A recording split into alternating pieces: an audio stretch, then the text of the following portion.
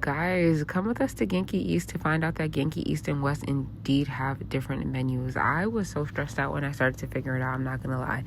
And only because y'all saw the Genki West video, I did not make it to the end to try all the pieces. And I thought I was coming back for my vengeance, and I was not. Vengeance was not mine. Now, don't get me wrong. Everything here was still really good and still unique bites. This was an amberjack with the shishito pepper sauce, and this was different and very good for an omakase. I've never had that at another one, so I appreciated that there was something unique. And then we're off to the nigiri races. He's breaking out the torch here for this gendara, I believe it was. And I think they topped that with like some yuzu. So that was pretty standard.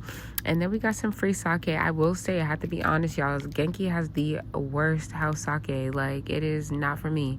But this king salmon with this tomato, for me, absolutely amazing. Then he's making some akami with the pickled wasabi, which is a favorite of mine. That's always going to hit. And then next up, we go right onto this albacore, which had like a truffle paste on top. That was so fire. I really, really enjoyed that. I like albacore belly better, but that was still good. A boring hotate. It was still good and fresh, but it just wasn't anything interesting. But we are going to spend some time on this uni. Quite some time, actually. Like, if you're not new here, then you already know how I feel about uni. And if you are, like, do you see what he's doing down there? This is crazy. It was literally overflowing. Like, I was so over the moon. I enjoyed every single bit of that.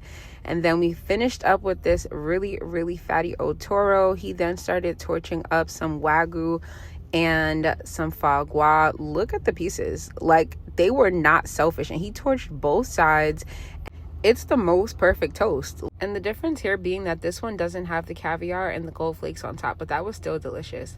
The last bite was this unagi. The unagi had a banana deal going on, which is just not my palate, but I will say I would absolutely return to Genki East and probably just skip a couple things.